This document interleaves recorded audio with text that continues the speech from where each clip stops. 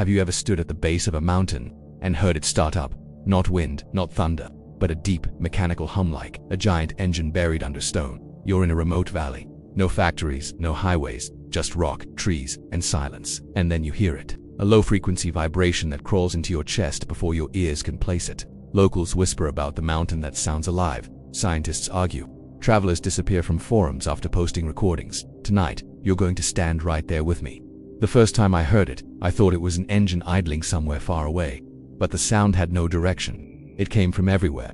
A steady whrrrrrr, rising and falling like breath. People describe it differently. Some hear a generator, others a distant plane that never arrives. But everyone agrees on one thing. When you stand near the mountain, your thoughts feel pressed flat.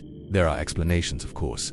Geologists talk about underground caverns, wind shearing through rock, seismic resonance, low-frequency sound for sound can cause anxiety, dread, even the feeling of being watched.